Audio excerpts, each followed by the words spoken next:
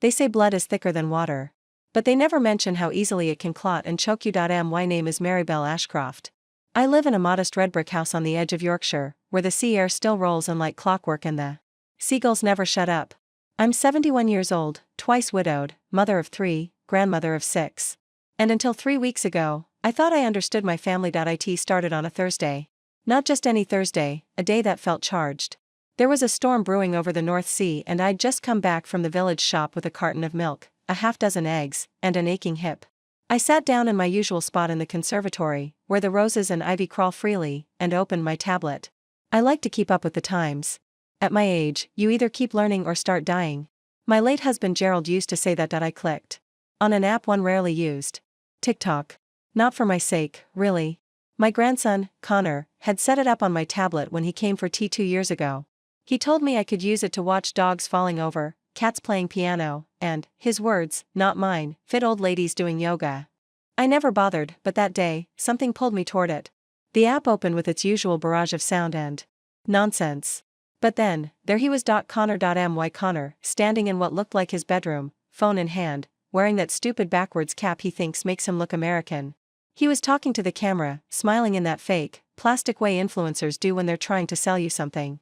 Only he wasn't selling anything. Not really. He was talking about me. So get this, he said, laughing. I live with my grandma, right? Like, full-on senior citizen mode. And I swear, she's like, dead weight. Like, she just sits around all day, watches old movies, talks to her dead husband, creepy, right? And we're just waiting for her to pop off so we can get the house. The blood drained from my face. He kept laughing. The comments were full of emojis, laughing faces, fire symbols, clapping hands. One read, bro said what we all think, face with tears of joy, face with tears of joy. Another, dead weight. Skull. I shut the tablet. My hands were shaking. Dead weight, that boy, I raised him. He was 6 when his mother left him with me for a few weeks that turned into years.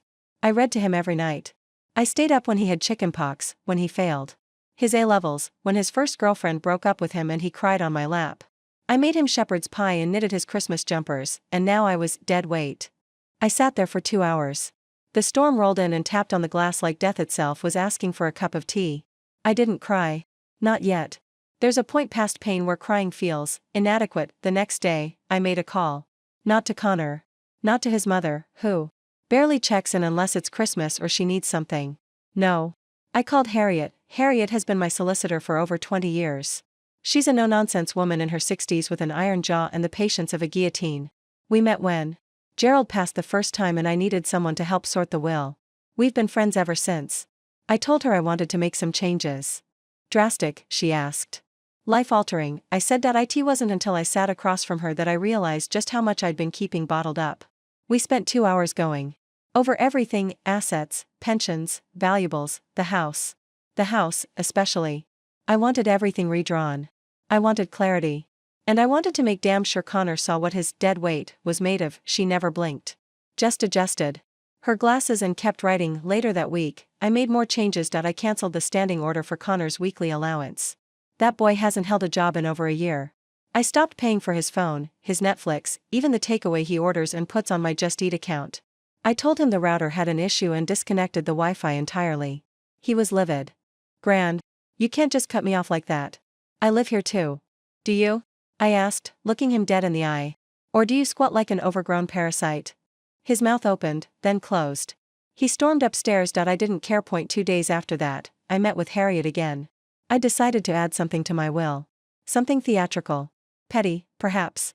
But when you've been labeled dead weight, you earn the right to add a little drama to your finale. We drafted a clause that would change everything. I won't spoil it for you yet. But let's just say, at the reading of my will, there were more gasps than a soap opera reveal. By the following week, things at home grew colder. Connor barely spoke to me. He sulked around like a teenager, even though he's 24. I started locking my bedroom door at night. Not because I was scared, but because I didn't want him snooping. Then came the interview. I was invited to speak at the community center's elder women's group.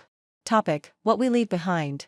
I stood in front of 30 women and told them the truth, not just about money or heirlooms, but about dignity, legacy, the right to be respected. I didn't mention Connor by name. But when I finished, 3 women cried, one clapped so hard her bracelet snapped, and someone shouted, Amen. I left that room walking taller than I had in years. That night, I opened the TikTok app again. I didn't look for Connor. Instead, I made an account. I called it Not Dead Yet 71. My first video? Just me, in my kitchen, holding a teacup with the caption, "Dead weight makes strong tea." Within 48 hours, it had 11,000 likes. Connor saw it. I knew he did. He didn't say a word, but he threw out the tea bags. Petty runs in the family, I suppose, but I wasn't done yet. Not by a long shot.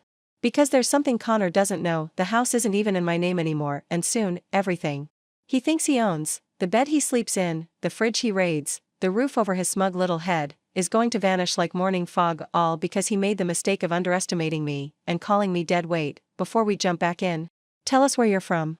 If this story moves you, please subscribe. Tomorrow, I have a special story for you. The morning after that video went semi-viral, I brewed myself a cup of Earl Grey, pulled on my knit cardigan, and sat by the window. The fog had settled thick over the hedgerows, wrapping the world in soft cotton.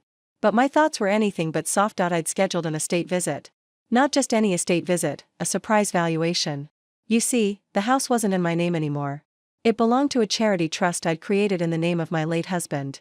It was an idea Harriet suggested, and at first, I thought it was too drastic. But then I remembered Connor's laughter. The comments. That word, dead weight. A knock on the door interrupted my thoughts. I opened it to find a man in his 40s, sharply dressed, holding a clipboard and a digital camera. "Mrs. Ashcroft?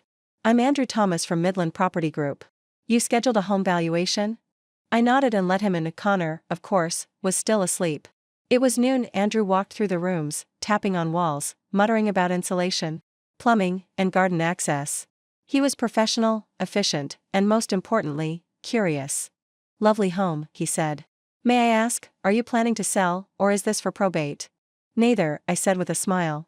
"It's preparation." He raised an eyebrow but didn't press.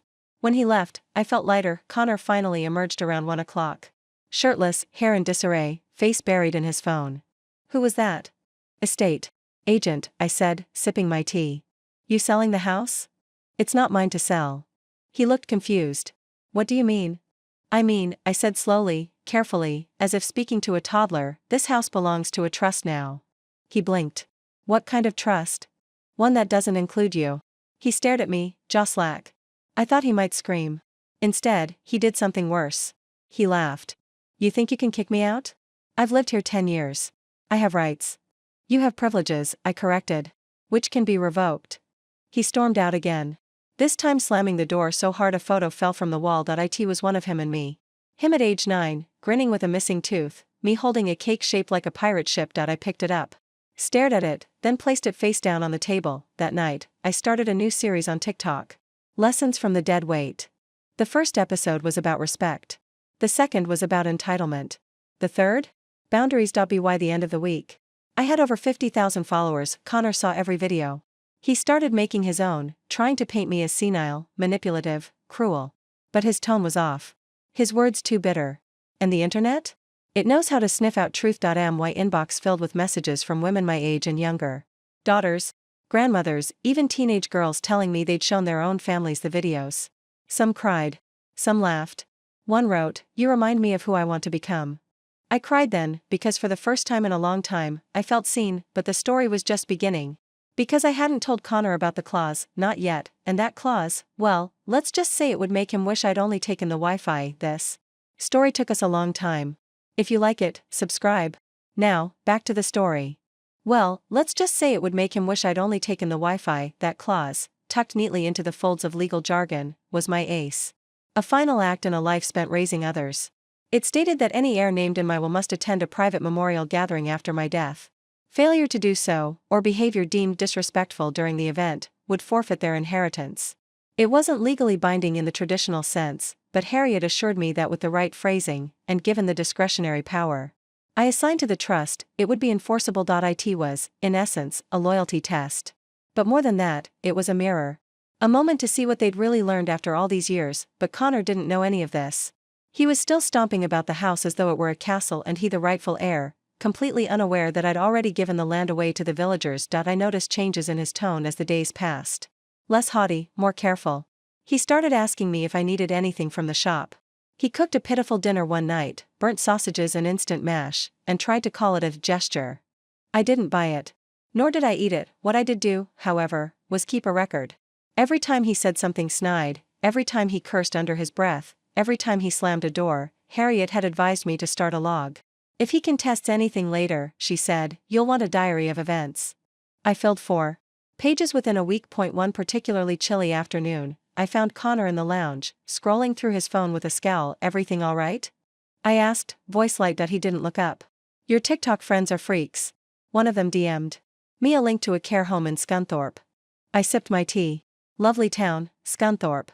He tossed his phone on the sofa and leaned forward, elbows on knees. Why are you doing this? You're embarrassing yourself. Connor, I said, placing my cup down gently. What you call embarrassment, I call liberation. You're acting like a teenager. Maybe. But this teenager pays for your groceries. He stood abruptly and marched out. I didn't follow.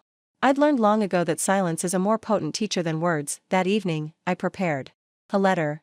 A printed one, signed in ink, addressed to the board of the trust. It stated that in the event of my sudden passing, Connor should be permitted a grace period of 30 days to vacate the property. If he failed to comply, the trust would be authorized to remove him, with police assistance if necessary. It wasn't cruel. It was practical. I mailed it the next morning, and I began planning something else. My legacy. You see, there's a difference between revenge and legacy. Revenge satisfies the ego. Legacy feeds the soul.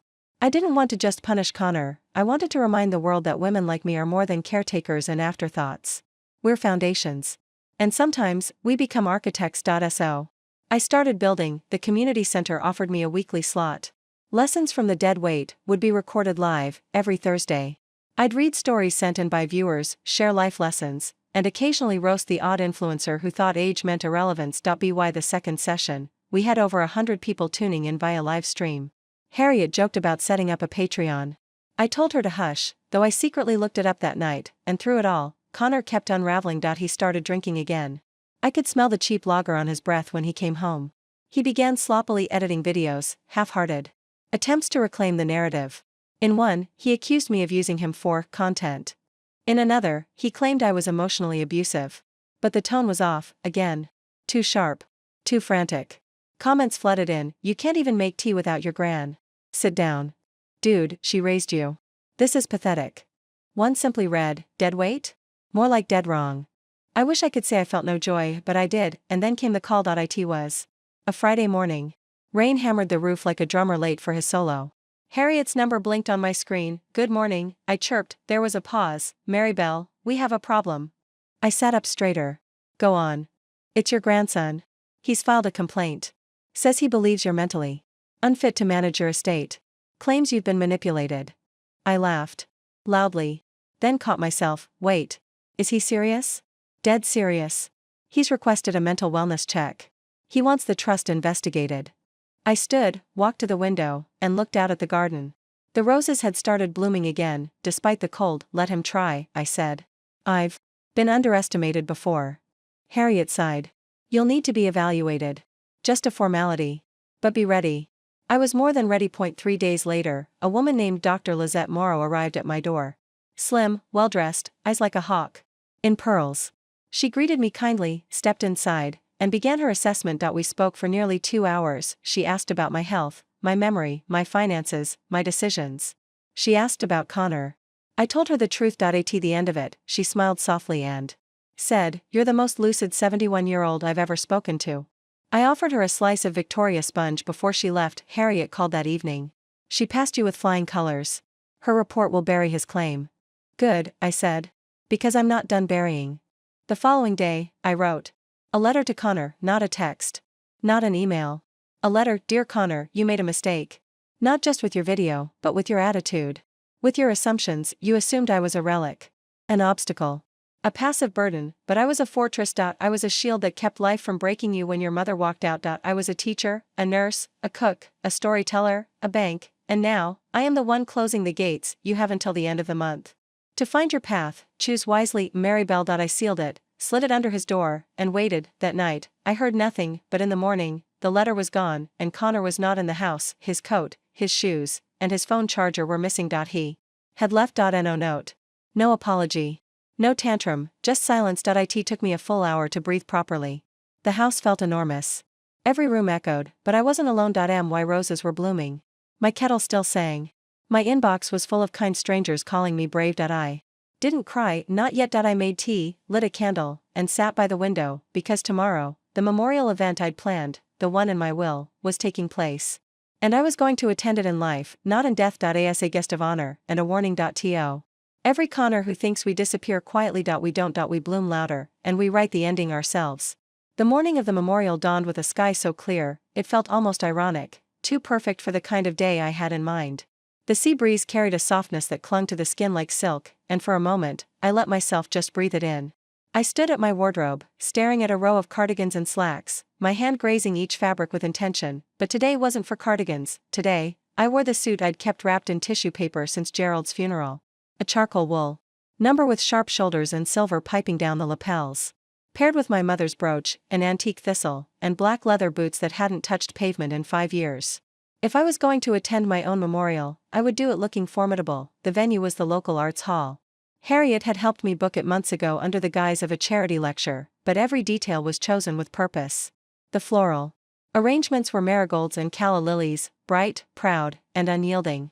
Each chair held a program. Each program bore a title, in celebration of the living. By noon, the guests began arriving. My daughters came first. Charlotte and Grace, both dressed like they were still trying to impress me. They kissed my cheeks and offered polite smiles, not quite sure if they were being ambushed. Their younger brother, Thomas, arrived a half-hour late, which was exactly on brand. He brought his new wife, bless her heart, she called me Mrs. A, and a bottle of red wine, as if we were attending a dinner party instead. The rest trickled in, neighbors, colleagues from years past. A few members of the women's group. Even Dr. Lizette Morrow came, slipping quietly into the back row with a notebook. Connor did not show up. Harriet took the podium and began with a speech that, frankly, would have made me cry if I hadn't written most of it myself. She told them this was not a funeral, not even a farewell, but a reintroduction. A woman, she said, can live 7 decades and still not be seen until she makes herself impossible to ignore. They applauded. I walked up slowly, deliberately. My joints ached but my spine was steel. I planned this day because I wanted to know who would gather when they thought I could no longer hear them. A few gasps. A few stunned laughs. I'm not dying, I said. But I was disappearing. And I needed to see who noticed. I told them everything. Not with rage, not with bitterness, but with the clarity of someone who had finally rinsed the dirt off her own history. I spoke of raising children on my own, of losing a husband twice, of giving every ounce of myself until the well ran dry. I spoke of Connor, yes, by name. I described the video, the fallout, the reckoning, and then I did something that shocked even Harriet. I pulled out an envelope. My revised will, I said, includes a new clause. The trust that now owns my home will be awarded to a candidate chosen from a pool of essays. Applicants must write to me, yes, me directly, explaining why they believe in the strength of the forgotten, of the cast aside, of the dead weight. The room was silent. You could hear a throat clear in the 3rd row. I will read each one. Myself. And I will choose someone who would never expect it. Gasps. Murmurs. One person clapped and stopped halfway, unsure if it was appropriate. It didn't matter. I'd planted the seed. After the event, people lingered. Some offered hugs. Some asked for photos. One woman, not more than 25, cried in my arms. My nan died before I got to say thank you, she said. But today, I think I did. I nodded, holding her hand. Then she heard you. That night, I sat by the fireplace, a quilt around my shoulders, and finally let the silence settle. No footsteps upstairs. No door slamming. No passive-aggressive coughs from behind a phone screen. Just the quiet hum of a house exhaling, and that's when I received the email. It was from Connor. The subject, I saw everything message, I'm sorry, just that. No punctuation. No explanation. No signature. I stared at it for 10 minutes, and then I deleted it, because apologies mean nothing when the damage was performed on a stage. He had his audience. And I had mine, and mine didn't vanish when the act ended. The next morning, I woke to nearly 300 emails, essays from strangers, sharing grief, strength, and dreams. Some were typed, some handwritten and scanned. One was dictated by a girl with cerebral palsy. Another came from a teenage boy who lived in his car. Harriet came over at noon with sandwiches and wine. We spread the letters across the kitchen table. Shall we read them all? She asked, every last one. We read until our eyes burned out. We read until the sun dipped low, and somewhere, in the bottom of the stack, was an essay that made me sob into my tea. It was from a woman named Freya, who'd been her mother's carer since she was 16. Her writing was rough, misspelled, but honest, people think we carry weight, she wrote, but what they don't see is, we're the ones holding up the sky. I stood, walked to the filing cabinet, and pulled out a blank envelope. On the front, I wrote, Freya Bennett, and inside it, I placed the deed. The house wasn't just a structure. It was a witness, and now, it would be a sanctuary. My phone buzzed. Another email. This one from a reporter asking for an interview. I declined, because the story had already been told, and the ending, it was mine. 2 more great stories are next. Don't miss them. Subscribe and turn on notifications. The following weeks passed like quiet thunder, nothing loud on the surface, but something deep and powerful shifted underneath everything I once knew. The days were shorter, colder, but I didn't mind. It suited the tone of the world I was building. The house, my house, and yet not mine anymore, had become a shrine of change. I'd placed Freya's envelope on the mantel. I hadn't mailed it yet. I needed time. Maybe she needed time. Sometimes, it takes a while to believe you're worthy of good things. People kept writing. Dozens, then hundreds more. My TikTok following swelled past 120,000. News outlets kept poking, but I ignored them all. I wasn't interested in being a headline. I was the story, not the subject. Harriet said I was becoming a symbol. I told her symbols don't cry when reading letters from children. But I did point one afternoon, as I sat sipping tea and reviewing essays, there was a knock on the door, not the cautious tap of the postman, nor the enthusiastic pound of neighborhood children. This was deliberate. 3 sharp raps. Purposeful. I opened the door and nearly dropped my mug. Connor. He stood there with a duffel bag slung over his shoulder, no cap, no phone in hand. Just him, thinner than before, pale, eyes sunken like he hadn't slept in days. He looked older. Hi, Gran. Silence stretched between us like an old wound. What are you doing here? I asked. No warmth in my voice. No anger, either. Just bone-tired neutrality. I wanted to talk. You did. In front of 2 million strangers. He flinched. Good, I deserve that, he muttered. I know I do. I stepped aside. Just barely. Shoes off. Don't drip on the rug. He obeyed. We sat in the lounge, the fireplace crackling. I didn't offer tea. I didn't speak first. Connor stared into the flames like he wanted them to burn away his shame. I've been at a shelter, he said. In Leeds. It's not ideal. Neither is being insulted by your own blood on the internet, I replied. Another silence. I got help, he said. Group therapy.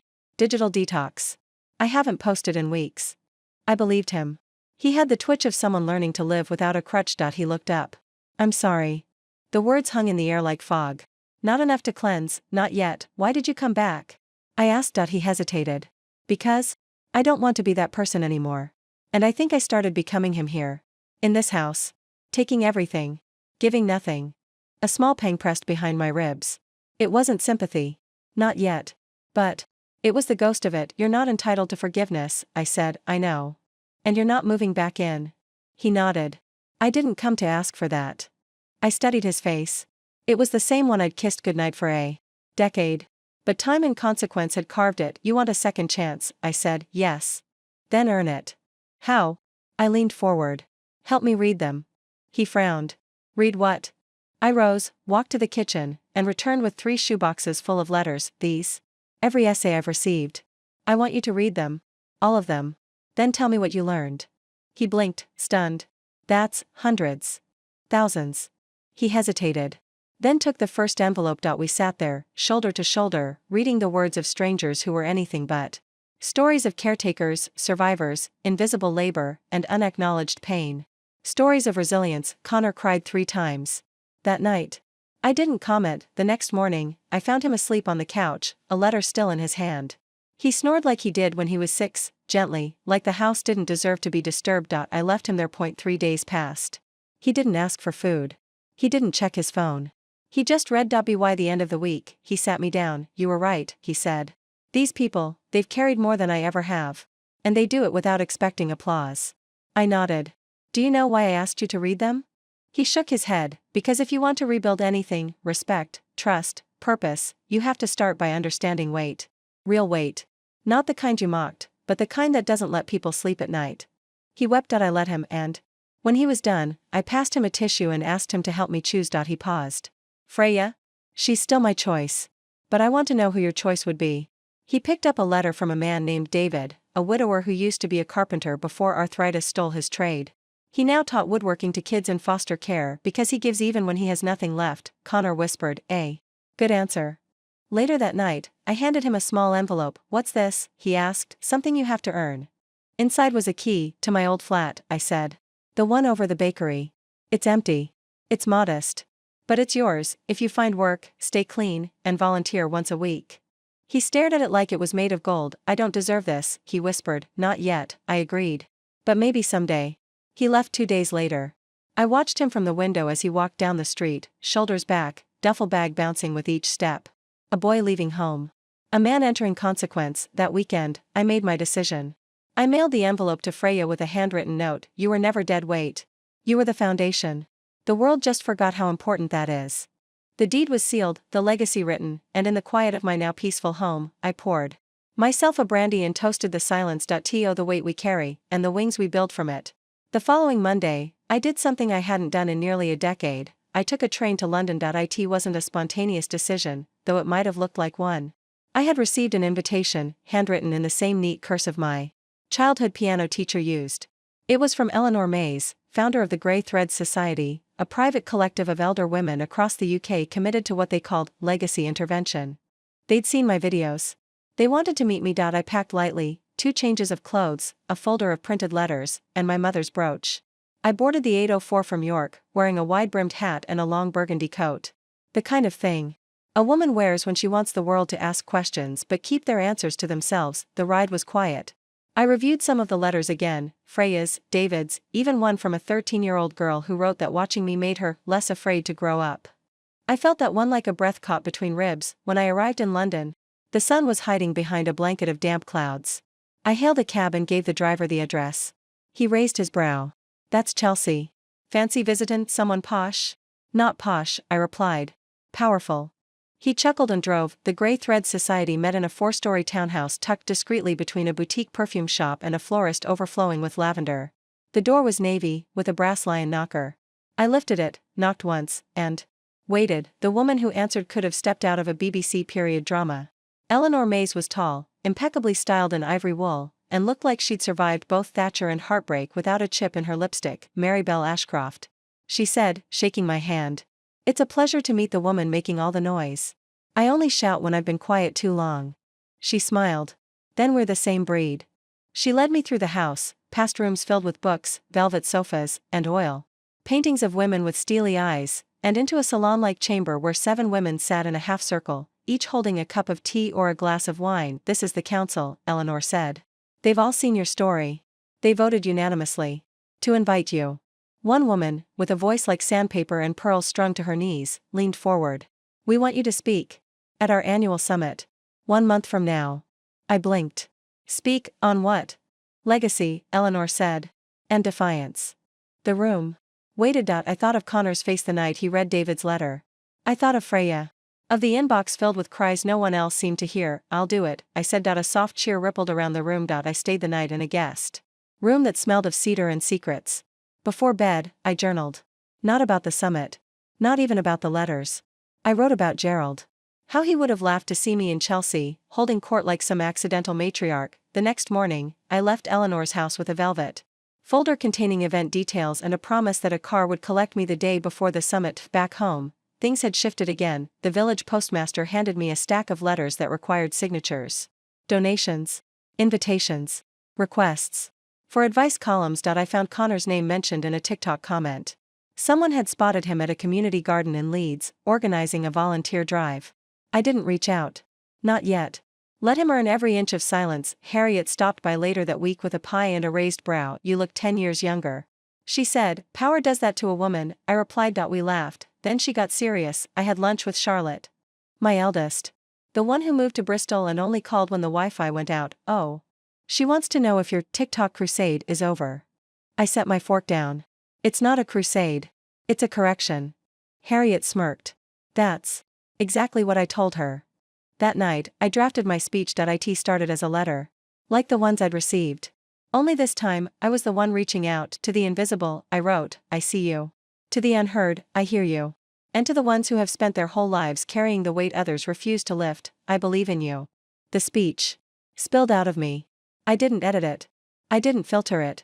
I wrote as though my words could rebuild the very ground beneath us. A week before the summit, I received a letter from Freya. Handwritten, smudged in parts, but unmistakably hers. I cried for a full day, she wrote. I kept checking the envelope to make sure it was real. No one has ever chosen me before. She closed with, I'm not just surviving anymore. I'm planning.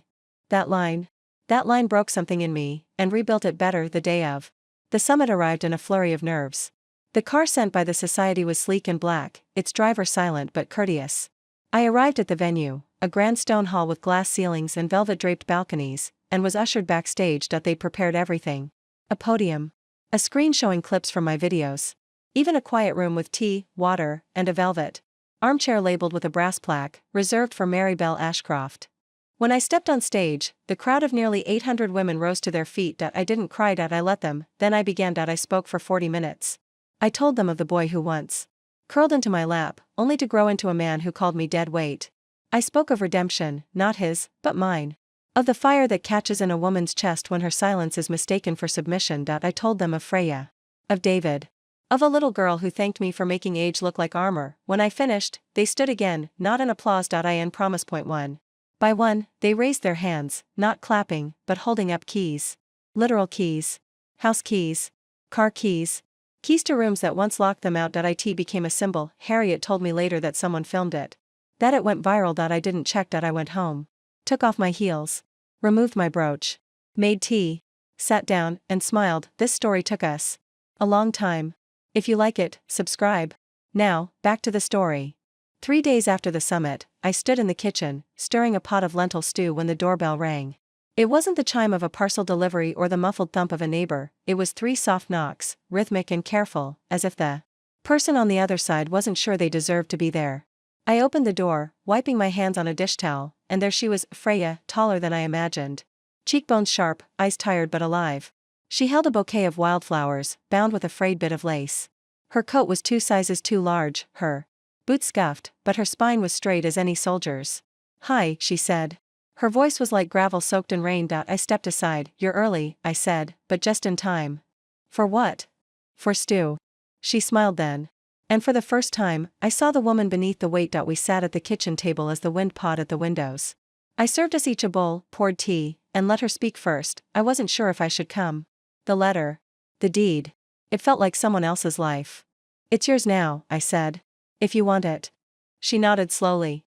I do. We ate in silence for a while. Comfortable silence. Her hands trembled slightly around the mug. I've never had a home, she said, voice cracking. Not one that was mine. Now it was my turn to pause. I reached across the table and laid my hand gently on hers. You do now. But let me be clear, it's not charity. It's inheritance.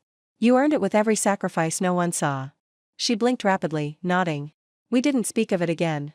It didn't need more words. That evening, I took her to the house. The one Connor once assumed would be his. It stood tall under the soft blush of dusk, ivy curling along the brick like quiet applause. I'll help you settle in, I said. No, she replied gently. You've done enough. Let me do this part myself. I handed her the key. She turned it over in her palm like it was a sacred object. You're not alone anymore, I said. That's the only rule. As she stepped inside, I felt no emptiness. Only expansion. A life stretching past its previous boundaries, becoming more. I walked home under a sky blooming with stars. The next few weeks unraveled like ribbon. Letters continued to arrive. Women began forming meetups inspired by the summit. Someone created a hashtag #LegacyMothers, and it trended for days. Harriet teased me about needing an agent. I told her I'd rather have a good pot of tea and a working kettle. One evening, as I sat reading by the fire, my phone buzzed. It was a video link. From Connor. I hesitated, then clicked. The video opened on him standing in front of a wall plastered with sticky notes. Each note had a name. I made this board, he said, after reading every letter Gran received. These names belonged to people I ignored, mocked, or never knew existed. And now, they're all I think about. He went on to explain a project he'd started, interviewing caretakers, survivors, elderly folks in shelters, recording their stories, and uploading them anonymously to a channel he called Louder Now. I'm not here to be forgiven, he said. I'm here because my grandmother turned her pain into something powerful. And now, I want to do the same. I watched it twice. Then I put the phone down. The next morning, I walked to the village green. Children played in puddles. A woman in her 60s jogged past, nodding at me. I found a bench, sat, and opened a letter I'd saved. It was from a man named Lionel, a former prison librarian who taught illiterate inmates to read. He wrote, they told me I was wasting my time. That once a man falls, he doesn't rise again. But every book I opened with those boys felt like a window cracking open. A little more light each time. I closed my eyes, breathed in the scent of wet leaves and would smoke. I didn't reply to Connor's video. Not directly, but I wrote something new that afternoon. A manifesto, legacy, it began, is not what you leave behind. It's what you grow while you're still breathing. I wrote until my wrist ached. Harriet came by and found me scribbling on napkins. What is all this? She asked, the start of something else. What are you calling it? I looked up, the Ashcroft Trust. We launched it 2 months later.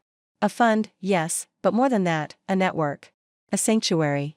We provided housing, transitions for overlooked carers, scholarships for single grandmothers raising grandchildren, and grants for storytelling initiatives. Freya was our first liaison. Connor, our lead archivist. Yes, I hired him. Not because he was my grandson, but because he showed me he could rebuild. People doubted us, until they didn't, because stories have weight.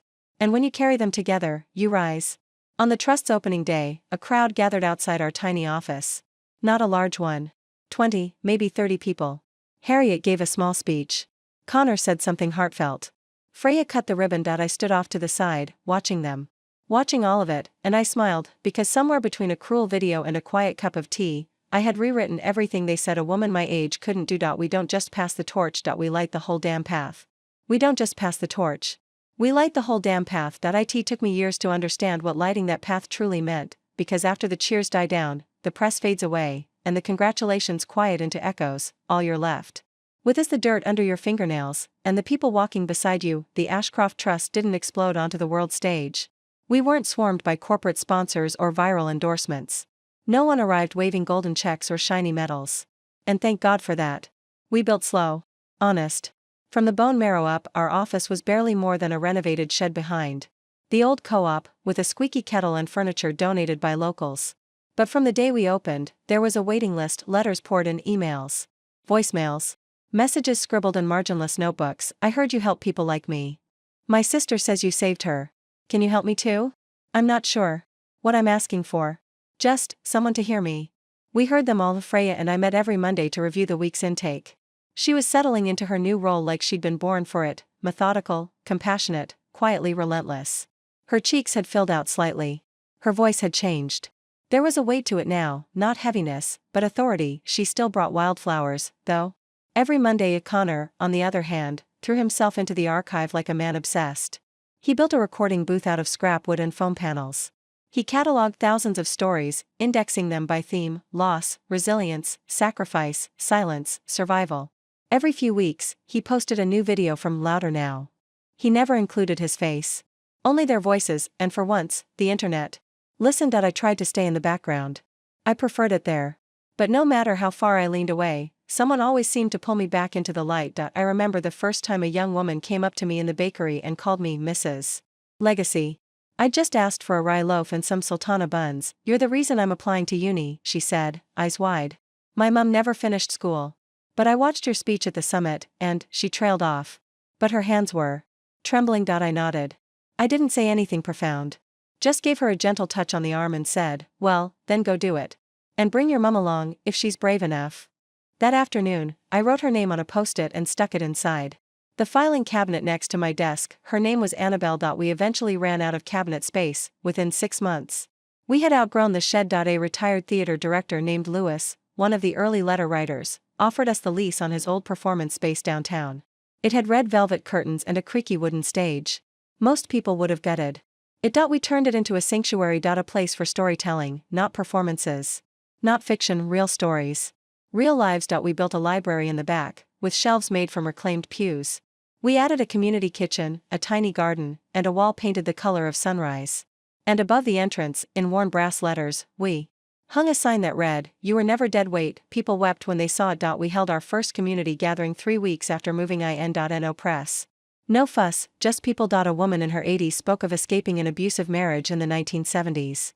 A 16-year-old read a letter he'd written to his foster mother. A retired nurse sang a hymn her grandmother used to hum while shelling peas. When it was my turn to speak, I kept it brief. Stories, I said, don't make us less alone. They just remind us that someone else walked the same dark road and left the porch light on. They clapped. Some stood. After the event, I stepped outside for air. The night was crisp, stars scattered like breadcrumbs. I was about to light a Cigarette, an old, stubborn habit Harriet never fully chased out of me. When I felt a presence at my side. It was Freya. You alright? She asked. I nodded. Just feeling it. All of it. She looked up at the stars. I think they're watching. Who? All the women who didn't get the chance to stand on that stage. I smiled. Then let's keep building stages.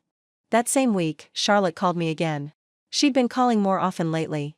Less entitled. Less performative. Can I visit? She asked. Not for anything. Just to see what you've built. I said yes. She arrived 2 days later, holding a bottle of wine and a chocolate tart from a fancy London bakery. We sat in the garden, watching bees drift from bloom to bloom. It's beautiful here, she said. It's honest, I replied. She reached into her bag and pulled out an old photo. Me, Gerald, and the kids on a camping trip. Mud on our faces. Firelight in our eyes. I keep this on my fridge, she whispered. I said nothing. Just let her place it in my lap like a peace offering. I was jealous, she admitted. Of Connor. Of the attention. Of the fact that he got your time, even if he wasted it. You had my time, I said. You just didn't know it was worth something. We didn't cry. We didn't hug. We just sat, and that was enough. By autumn, the Ashcroft Trust had partnered with 5 other community centers across the country. We'd helped relocate 70 families. Funded 32 university applications. And through the archive, we'd shared over 300 personal stories. The world was still brutal. The weight didn't vanish, but we carried it differently. Point 1. Letter, one voice, one key at a time. Sometimes I'd wake in the middle of the night and check the inbox. Not out of anxiety, just habit. And sometimes, in those quiet hours, I'd find something like this. I watched your speech with my gran. She passed last week. But she died smiling. Thank you. Or, I heard myself in your story. For the first time in my life. Or, my daughter thinks I'm brave now. I saved everyone. And still, I wrote. Not for the internet. Not for applause, but for the woman I used to be, the one who thought her silence was kindness, the one who mistook endurance for obligation, the one who sat in the dark, waiting for permission to turn on the light. I write for her, and I hope she forgives me, because now, I will never turn the light off again. I will never turn the light off again, but even the most persistent light flickers. It happened on a Wednesday morning in late October. The kind of morning where the mist clings to every branch and gutter like it's trying not to be forgotten. I was in the middle of setting the table for the Trust's weekly breakfast gathering when I felt it, a sudden, sharp pull in my chest. I froze. My hand hovered over the teapot. My lungs hesitated, as if unsure they wanted to continue the day. It passed. Briefly. I sat down. Counted to 60. Breathed. I didn't tell anyone, not Freya. Not Connor. Not Harriet, because old habits die slowly, and the strongest women are often the quietest about their pain. Instead, I smiled through the morning. I greeted visitors. I handed out warm croissants and reminded a mother of 4 that her exhaustion was not failure. I read aloud from a letter sent by a retired dock worker named Joe who wrote about losing his wife and raising his grandson alone. You never think you'll be the one left holding the photo album, he wrote. But you do it anyway. The room was silent. Then someone clapped. Then another. And another. After the crowd had cleared, I sat alone by the fireplace, letting the warmth soak through my bones. That tug in my chest had become a dull throb. Now, rhythmic and whispering. Not threatening. But warning. That evening, I called my doctor. She scheduled an appointment. Ran some tests. Listened carefully, she said, very gently, that it wasn't urgent, but it wasn't nothing. Your heart, she said, is carrying a great deal. Even strong engines need a tune-up. She prescribed rest. Lighter activity. Fewer meetings. More quiet. I nodded. Then I left the clinic and walked straight to the Trust office and worked another 8 hours, because I didn't know how to stop, because I was afraid that slowing down would look too much like giving up. But Harriet noticed. Of course she did. She showed up one morning with a red folder and an expression that brooked no argument. We're restructuring, she announced. You're not going to like it, and that's why I'm doing it while you're still half asleep. I blinked. Excuse me? You're taking 3 days off a week. Non-negotiable. Freya is stepping into the director's role for the next month. Connor will handle outreach. You will rest. You will write. And you will live. I stared at her, lips parting, mind flailing. For control, Harriet, I'm not invalid. No, she interrupted. You're not. You're a leader. Which means knowing when to pass the torch so you can keep lighting paths instead of burning yourself out. I looked down at my hands. The same hands that had once braided Charlotte's hair and held Connor's fevered forehead. They trembled now. Slightly. But enough. I nodded. The next morning, I stayed home, and for the first time in years, I did absolutely nothing. No meetings. No emails. No filming. No reading letters. I sat in the conservatory with a wool blanket over My knees and just watched the rain paint the world. It was terrifying and healing. I thought about Gerald more during those quiet hours. About the way he used to hum while doing the dishes. About how he always left the last bite of pie for me, even though he wanted it.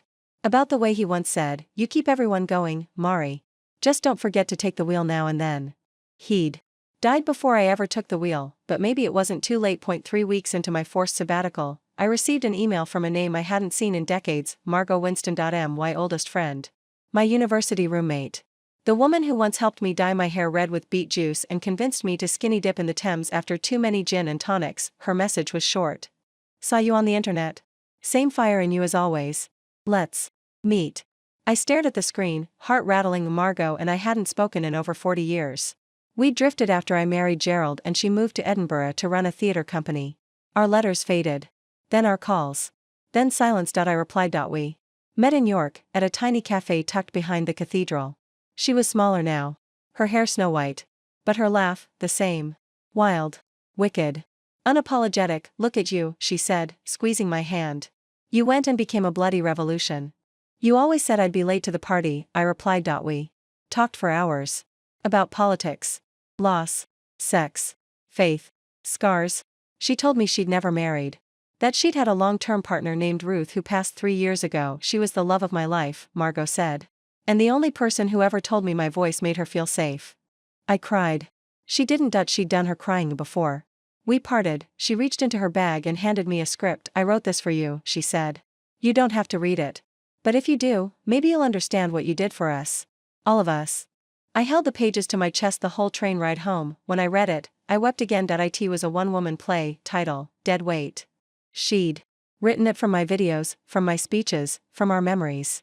Every line felt like a mirror. I called her that same night. Let's put it on, I said. At the Trust's hall. Are you sure? She asked.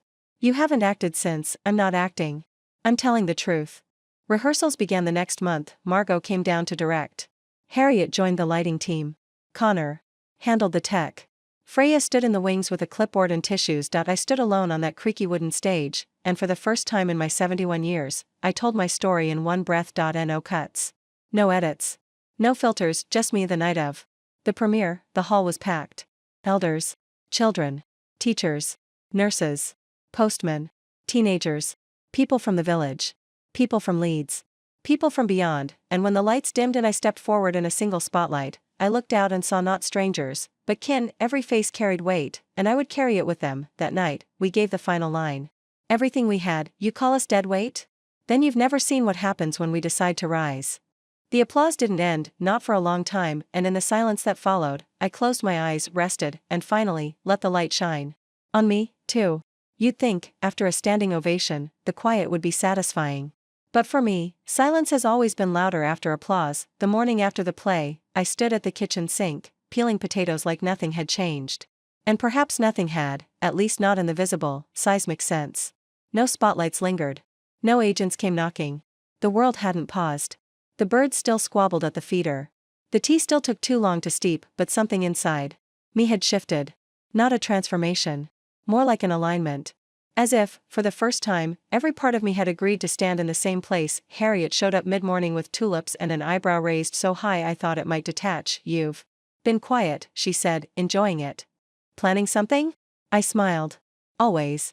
The truth was, I had spent the night after the show thinking, not of myself, but of the stage. Of what it meant. Of what it could become. That old theater space had housed our trust for months now. It was more than an office. More than a meeting hall. It was a heartbeat. A place where weight turned into voice. Where stories that had lived in whispers were now given thunder, and I had an idea. We'd always said the trust wasn't about charity. It was about legacy. So why not make it literal, a permanent archive? A living, breathing museum, not of objects, but of voices. A place where anyone could come, sit, and hear the truths of those who'd carried the world and been thanked with silence. I pitched the idea to Connor that afternoon. He was knee-deep in digital files and tea-stained notebooks. You want to build, what? A library? More like a cathedral of testimony. He stared. Think about it, I said. Rooms filled not with relics, but recordings. Essays. Photos. Handwritten letters. Art. Music. Every kind of truth-telling we've gathered, made accessible. Tactile. Sacred. He leaned back, eyes wide. That's ambitious. It's inevitable.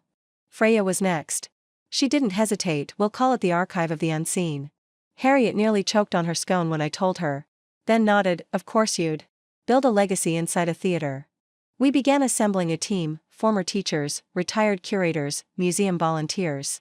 We cleaned out 2 unused wings of the theater. Knocked down a few walls. Painted everything in shades that felt like breath. Moss green, candlelight gold, soft indigo. We cataloged stories by theme and voice, not date. We installed headphones beside every panel so visitors could hear each tale read aloud by the original voice, or, when that wasn't possible, by someone chosen by the storyteller. One room we dedicated solely to letters, another to photographs. A third we called the Echo Room. No objects. Just recordings playing on loop. 1 story every hour. Lights dimmed. 1 bench, reflection made manifest. Opening day was modest. No press. No banners. Just a sign on the door, open, and people came. A young woman sat in the letter room for hours, sobbing quietly. An elderly man brought his grandson and showed him a photo of his late wife, displayed on the wall with her handwritten recipe for lemon drizzle cake. A boy in a wheelchair told his carer, it's like walking through people's hearts. We knew then we had built something sacred. Meanwhile, the world outside continued its chaos. Elections, protests, floods. But inside the archive, there was calm. Not serenity, but purpose. In that same time, I received a letter from Charlotte, not a text, not a forwarded article. A letter. Ink on paper, she wrote, Mum, I spent so long being angry at you for things I never named. Angry that you gave so much to everyone else. That you never made me feel like your world revolved around me, and now I understand, your world never revolved. It expanded. Constantly. Fiercely. And I wasn't being ignored, I was being carried. I'm sorry I didn't see it then. I see it now, love, Charlotte.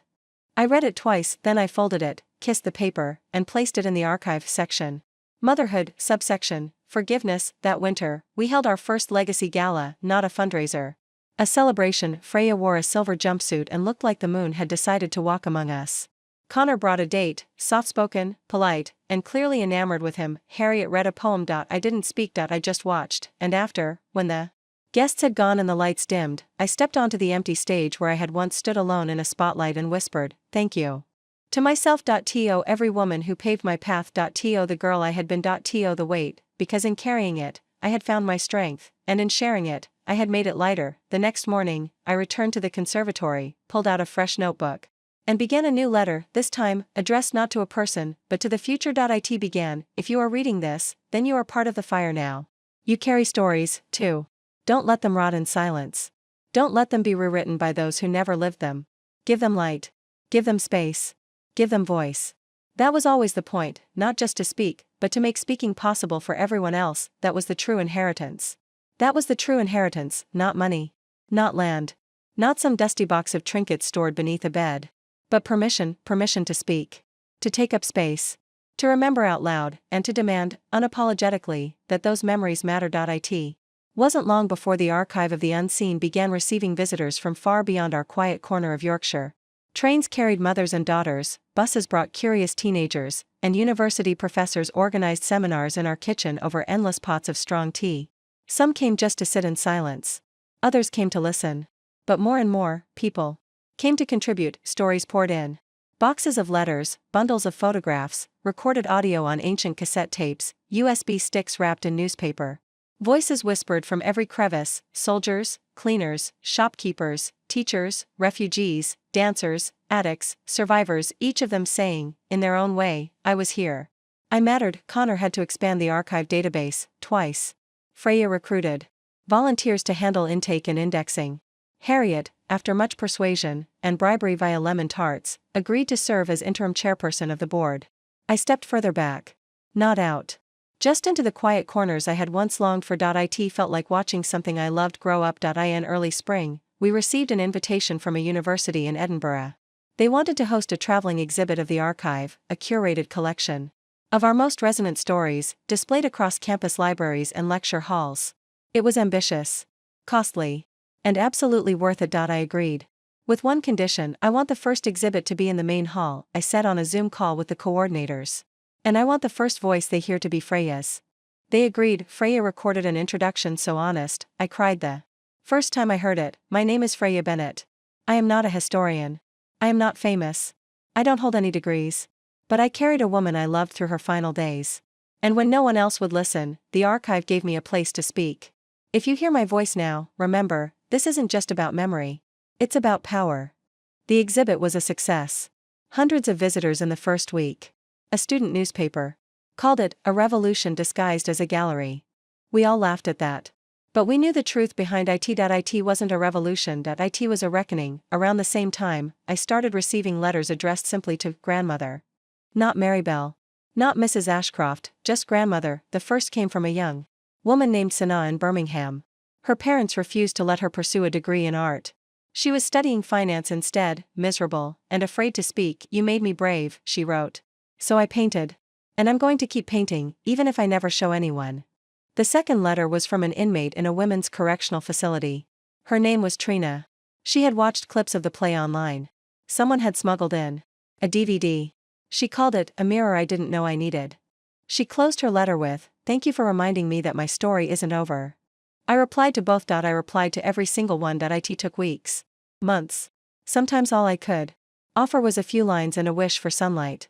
But I did it, because they were speaking, and I had promised to listen. By summer, the trust had expanded to include mental health liaisons, a small grant fund for creative recovery, and a mobile storytelling unit, a converted van with recording equipment, shelves of notebooks, and a kettle that never quite stopped whistling. We called it the wagon. Connor drove it across towns and cities. He'd set up outside libraries, clinics, council estates. No flashy banners. Just a small sign. "Tell us your story." And they did. Sometimes it was a whisper, sometimes it was an avalanche. One man cried for 20 minutes before saying a single word. A girl wrote her whole story on the soles of her shoes and asked us to take pictures before they wore away. An elderly woman donated a box of unsent letters to her son, whom she hadn't seen in 40 years. Every single story became a thread in the fabric we were weaving. Freya, who once spoke in footnotes, now stood in front of crowds and told them that bravery doesn't always roar.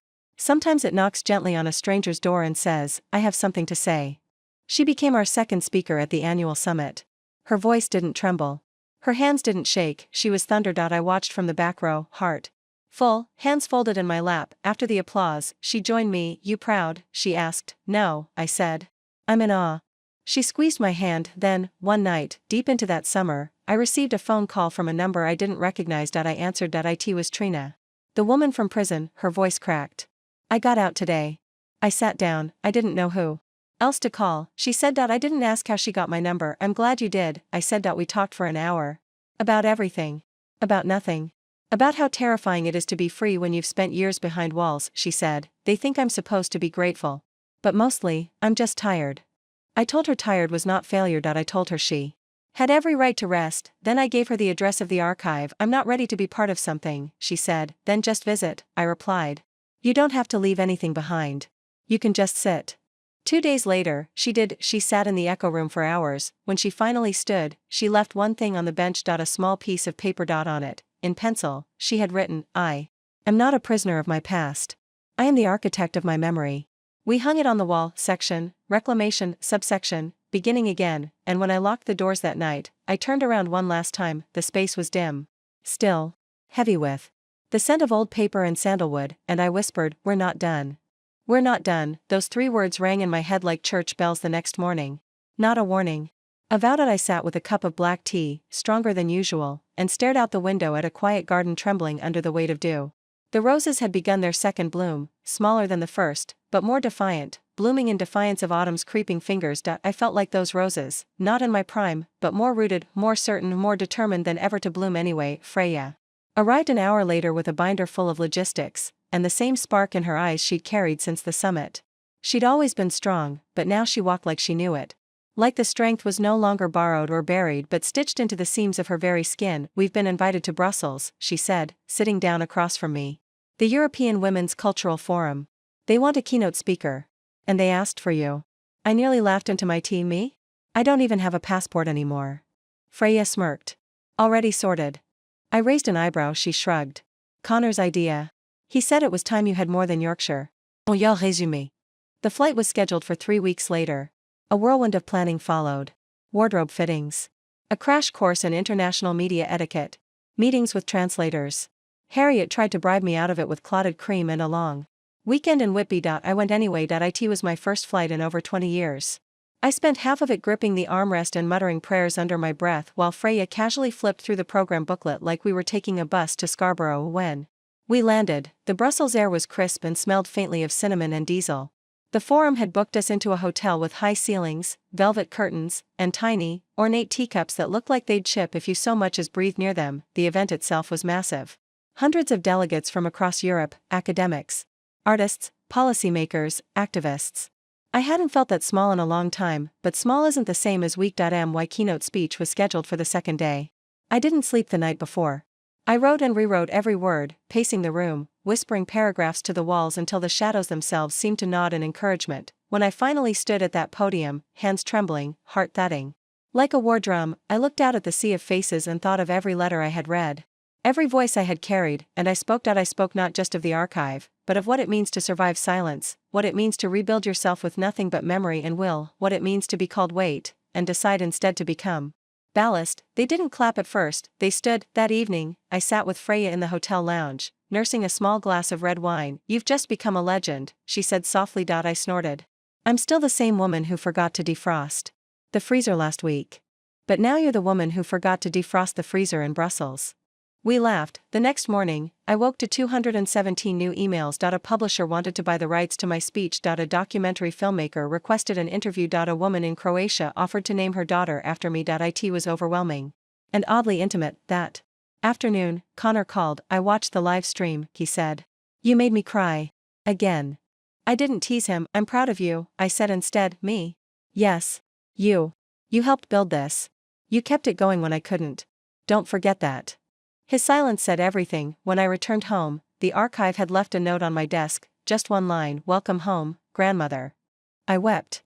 Not from exhaustion, but from abundance. It was around then that we received a grant large enough to consider something new, not expansion, replication. The idea came from a visitor, an elderly woman from Lagos who had been in the echo room for 4 hours. She approached me after, eyes shimmering. "This shouldn't be limited to here," she said. "We need this in Accra, in Nairobi, in Mumbai, in Manila. We carry too much alone." She was right. The archive couldn't just be a place. It had to be a blueprint. So we began work on what we called the Seed Project. We would train others, send them resources, help them start their own archives, distinct, rooted in their communities, their languages, their struggles. We didn't dictate. We shared. We listened. The first Seed archive opened in Dublin, in a refurbished church basement. The second in Rabat, built beside a youth center.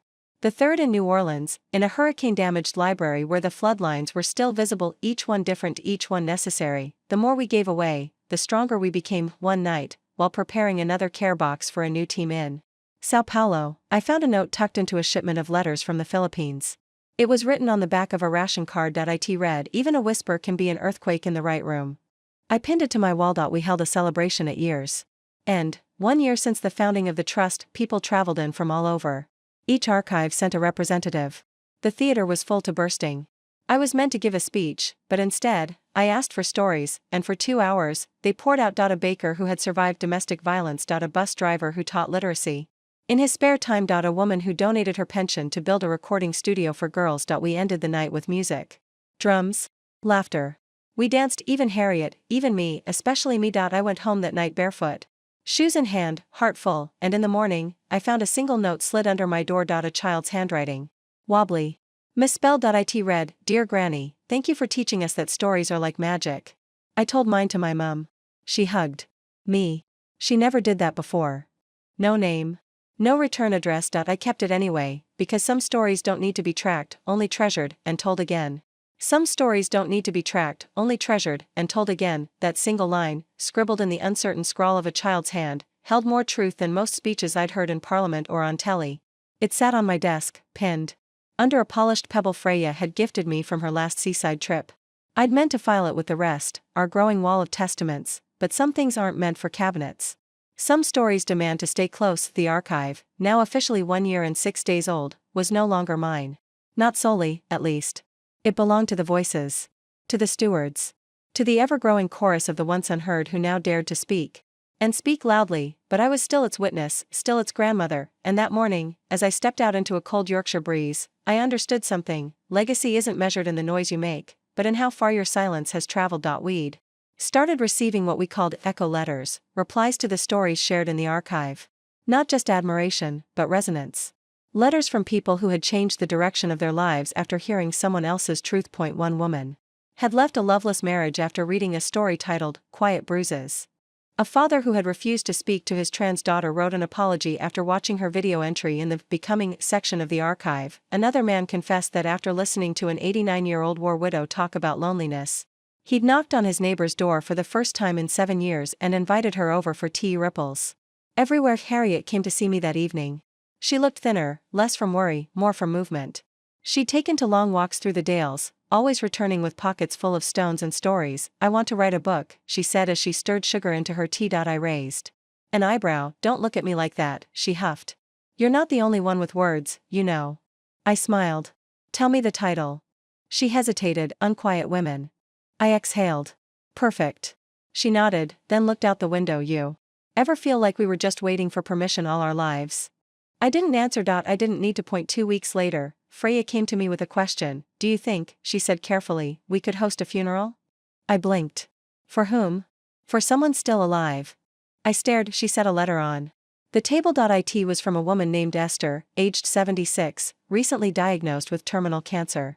She'd visited the archive once, had stayed in the echo room, and left quietly without signing the guest book, but in her letter, she'd written this: I'm not afraid of dying. I'm afraid of vanishing. And then, I've written my eulogy. I just want to know if someone will listen to it while I can still feel the air in the room. I touched the page and said, yes. We called it a living farewell. It took place the following Sunday, just after lunch. The theater was dressed not in black, but in plum and bronze and dusty blue. Esther sat in the front row, a flower pinned to her coat, her hands trembling slightly in her lap. She didn't speak first. She listened. One by one, people stood up, not just friends, but strangers who had read her story in the archive. A nurse. A former student. A man who had once seen her weep in a supermarket aisle and never knew what to say. They spoke of how she had touched their lives, even unknowingly. Of how her courage in articulating fear had given them permission to do the same. And then Esther walked to the stage and read her own eulogy. She spoke of joy and regret, of broken crockery and broken promises, of a life lived mostly on the edges, and how the archive had made her feel, for once, like the center. When she finished, the room stood. Not clapping. Not cheering. Just standing, quietly. Upright. With reverence. Esther died 4 weeks later. She left behind a dog-eared paperback, her glasses, and a note. Tell them it mattered. All of it. Even the ugly parts. Especially the ugly parts. We added her story to the departure room, a newly built space within the archive.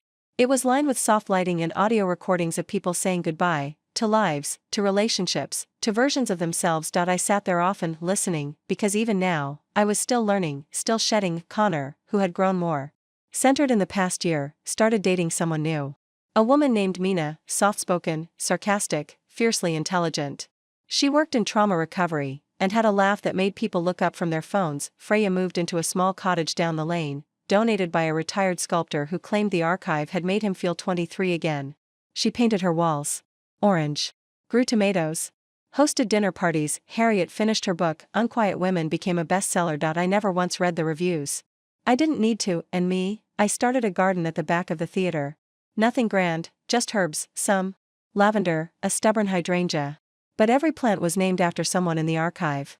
A label on a stick, weatherproofed, with one sentence from their story. Visitors loved it. Some came just to walk the garden paths. Read. Remember. One young boy, maybe 8 or 9, knelt beside a thyme plant labeled, I never stopped singing. Not even when they told me I was tone deaf. He looked up at me and asked, did she sing again? I crouched beside him. Every day. He smiled. Good. People who stop singing get quiet on the inside. I laughed. We can't have that. He nodded, solemn. Nope. Not ever. When he left, I sat on the garden bench and let the breeze ruffle my hair. I thought about quiet, and how wrong I'd been about it. All those years ago, quiet isn't silence, a quiet is space, and sometimes, space is the loudest kind of love. That night, I wrote another letter. This one wasn't addressed to anyone, just a single line, meant for whatever came next. You don't have to carry it alone anymore. You don't have to carry it alone anymore. That sentence became a refrain, quiet, persistent, tucked behind every letter we mailed out, whispered between volunteers, written in the margins of welcome packets for new archive contributors. We even painted it onto the back wall of the echo room, small and soft, so you had to sit and be still to notice it. It was a promise, and it was the truth. 1 year and 10 months after the archive's first story was collected, we hosted our first multi-site gathering. We called it the Great Convergence. 10 different cities. 10 different rooms. One single broadcast. There were no celebrities. No endorsements. No red carpets, just us. The storytellers, the unheard and the unyielding. We installed a live stream connection between all sites. Connor, with help from Mina, designed the interface, a split screen of real faces, real voices, all framed by the walls they'd once thought they'd die within. The theme was Weight and Wings. Freya opened the event with a story about her mother, how she'd spent years working 2 jobs and still had time to leave handwritten notes in her lunchbox. Notes that simply said things like, "You're not invisible." The room wept, and one by one, the other cities lit up. In Madrid, an elderly man named Enzo stood and read a letter he wrote to the father who abandoned him in 1956. In Nairobi, a single mother of 5 described giving birth alone during a blackout and naming her child Upendo, the Swahili word for love. In Toronto, a refugee from Syria held up her child's drawing of their journey by boat and whispered, "We are still afloat." It wasn't polished. It wasn't perfect, but it was sacred, and it was global. We closed the event with a minute of noise, not silence, noise, laughter, singing, drumbeats, footsteps, breathing. Anything that reminded the world we were not gone. We were here. We were loud. Back in Yorkshire, I watched it unfold from the last row. I didn't speak. I didn't need to. I was witnessing a world I never imagined being part of. A world I helped make. Harriet leaned over midway through and whispered, "You're a bloody architect." I patted her hand. "We all are." Later that night, I returned home to find my garden overrun with letters, actual, physical letters, stacked in baskets, tucked between flower pots. One taped gently to the garden gate, fluttering like a paper moth. They had come from visitors. No return addresses. No stamps, just messages left behind, some only a sentence long. I thought I was broken. I was just buried. Today, I told someone the truth. My daughter asked me what strength looked like. I brought her here. I stayed out there until the stars claimed the sky. Until the wind curled around my ankles and the letters turned into lullabies. Inside, I sat at my desk and added one more to the pile. This time, my own. "Dear girl who once thought kindness required silence, you were wrong. Kindness is loud. And messy. And disruptive. And world-changing, but I forgive you. Because you were doing your best. Now, let me show you what comes next." The next morning, I found Freya in the archives library, reorganizing the reclamation shelves. She looked up when I entered, cheeks smudged with dust, eyes alert. "I had a dream last night," she said. "About a building made of glass and stone. Tall. Warm. And it had every story we've ever collected, engraved into its walls." I tilted my head. "Sounds like a cathedral." She nodded. "Only this one sings." I didn't laugh. Instead, I said, "Let's build it." We called it the Sanctuary. A new kind of structure, not a monument to pain, but to persistence. We bought the land 6 months later, a forgotten hill on the edge of town, where wildflowers had reclaimed the old soil and bees slept under cracked stones. It was perfect. Construction took a year. The design was simple, walls of reclaimed stone and high arching windows. No pews. No altars. Just space. Space to remember. Space to speak. Space to be. Each visitor received a seed packet when they entered. Each story contributed, added a petal to the stained glass mural in the dome overhead. Digital and evolving. A bloom made of memory, and when it opened, people came. By foot. By train. By hope. Some came just to sit in the light, others came to scream. All were welcomed. On opening day, I stood by the door, shaking hands, hugging strangers, smiling until my face ached. And then she arrived, the child who had once written me the letter about singing, now older, maybe 12. Wearing a shirt that said, "I am not quiet, I am loading." She walked up, held out a drawing, a crude but powerful image of a mountain, with a woman standing on top, arms wide, mouth open like a song, and said, "This is you." I hugged her. Long and tight. When she let go, she asked, "Do you still write stories?" I thought about it and then said, "Yes. Every day." Because I did, not always on paper, sometimes in the garden, sometimes in how I listened, sometimes in the way I chose to say, "I see you," even when no one else had. We are all writing stories, I wanted to tell her. Even when we think we're just surviving, but I didn't need to say it, she already knew. That evening, I lit a candle in the sanctuary. I sat alone, just long enough to remember the beginning. Connor's video, the word, dead weight. How far we'd come, how much we carried, how much we'd given away, and I thought, not of revenge, not of legacy, but of softness. Of the quiet, unshakable truth that when we say, "You don't have to carry it alone anymore," we mean it, because now, we carry each other. We carry each other. That's what it had become, hadn't it? A quiet, powerful tide of people learning how to hold one another without demanding proof. A community that grew not by asking, "What do you bring?" but by saying, "We saved you a seat." But even in the warmth of such belonging, there were tremors, because healing isn't linear, and no matter how much love you pour into a space, life still finds its way in, sometimes through cracks, sometimes through floods. The first tremor came in the form of a letter. It was left on the steps of the archive in a manila envelope. No return address. No salutation. Just 3 typed pages. Confession-style. It was from someone who had once caused harm, deep harm. "I saw her story on your wall," it read. "And I knew it was her. I knew what I did. I can't undo it. But if you read this, maybe she'll know I didn't forget." We debated. Connor wanted to archive it, mark it, catalog it, file it with the others. Freya said we couldn't. That to immortalize a confession without the survivor's consent was to center the wrong voice. They were both right. In different ways. So we compromised. We created a new wing of the archive. Not public-facing. Not searchable. A closed circle called the Reckoning Shelf. Letters like that went there. Accessible only with permission from our ethical board, mostly comprised of survivors, therapists, and longtime contributors. It wasn't about erasure. It was about agency. A month later, the woman whose story had inspired the letter returned to the archive. She didn't know it existed. Didn't suspect anyone had read her words and ached. We offered her the letter. Carefully. With options, she read it. Once. Slowly, then she folded it, handed it back, and said, "I already forgave myself. That's enough." And walked out. That moment, quiet, undramatic, and fiercely whole, taught me more about power than any speech ever had. Another tremor came in the form of a fire, not literal. An online article. An op-ed by a well-known columnist. Titled, "Grief as Performance, When Empathy Becomes Narcissism." She didn't name the archive, but she didn't have to. She described spaces like ours as emotional echo chambers, unregulated therapy theaters, and dramas disguised as empowerment. The comment section lit up. Some agreed, some defended, most debated like empathy was a currency they could afford to lose. Freya was furious. Connor wanted to respond. I said no, let them shout. I told them. We build. That's our answer. And build we did. We opened 2 more seed archives that month. One in Dublin. One in Istanbul. Each one launched with nothing but tea, stories, and volunteers who believed in the radical idea that listening can change the world. At home, things continued in their rhythm. Amina and Connor adopted a rescue dog named Sadie, a 3-legged collie with eyes like rain. Harriet took up pottery and sent me weekly updates about her hideous but emotionally important bowls. Freya started sleeping more, smiling more, loving more, and me, I began to disappear, not in the sad way.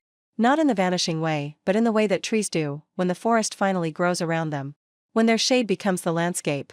When their roots feed something bigger. I stopped attending meetings, stopped speaking at summits. I spent my mornings in the sanctuary garden. Pruning. Reading.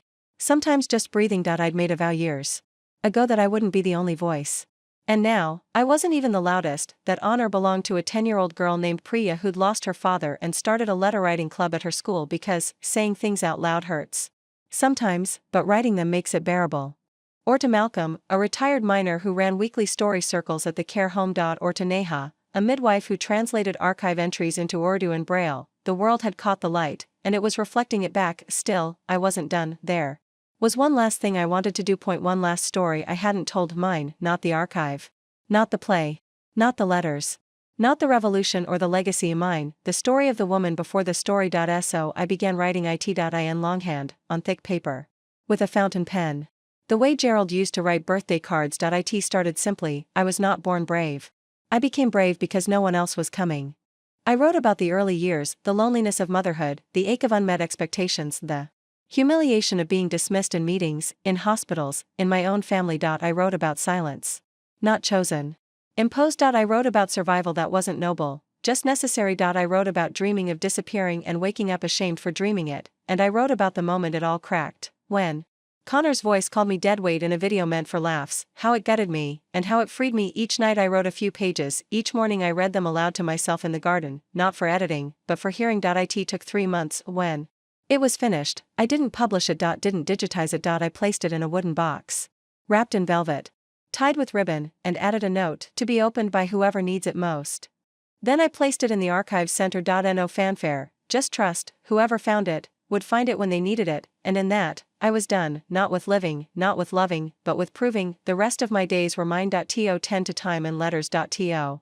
Hold hands and read aloud.to, sit in sunlit corners and feel the wind on my face, because I had built something that didn't need me to survive, and in doing so, I had finally learned how to live.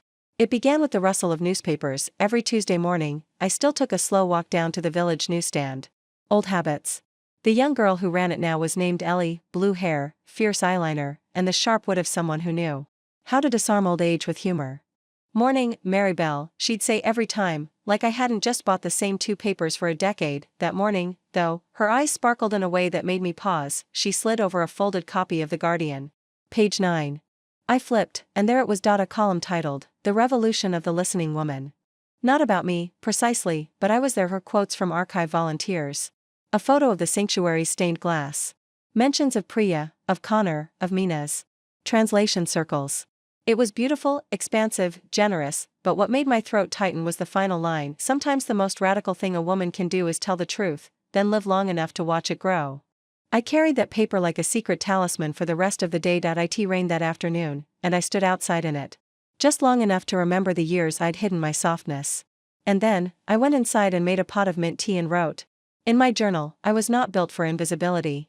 I simply learned how to survive it. That evening, I received a letter, real paper, real ink. The return address made my breath stop. Connor, not Connor from across the hall, or across the table, or even across the garden, but Connor from somewhere else entirely, from a flat he'd moved into with Mina, 10 miles away. From a life he was building beyond the shadow of resentment. Inside, his letter was careful. Tense. But not cruel. He wrote, "Gran, I've been trying to write this for months. Every version felt false, or too neat. I don't think I'll ever find the perfect words. But I have to try. I'm sorry. I was angry. And lost. And maybe a little scared. Scared of you changing. Scared of me not changing fast enough. You were always the constant. The fortress. When that started shifting, I didn't know where to stand, but you weren't moving away from me. You were moving toward yourself. I see that now. Thank you for showing me it's never too late to become someone better. With love, Connor." I read it 3 times. The 4th time, I cried, not because of pain, because of weight.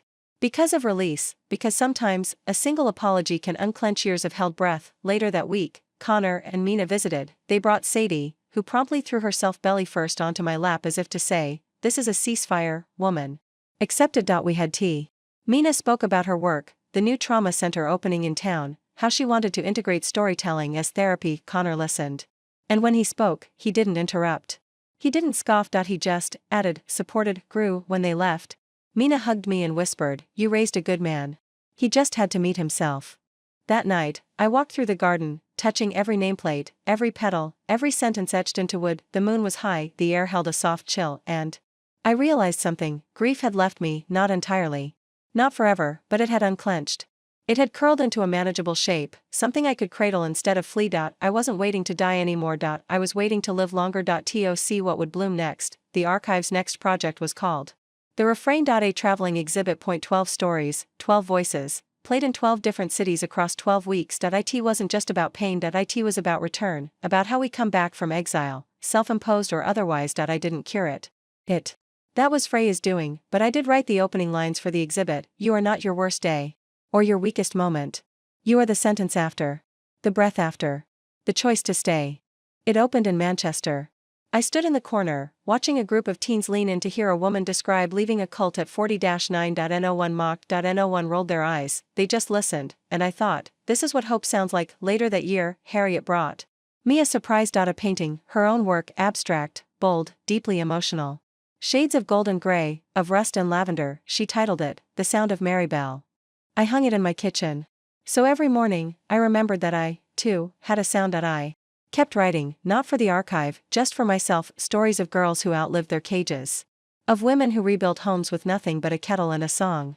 Of elders who danced barefoot in gardens they'd once been told they were too old to tend. I wrote to remember. I wrote to forgive. I wrote to give my future great-granddaughter something wild and wonderful to inherit. And one day, I sat by the garden, took a deep breath, and wrote my final journal entry. I am not done.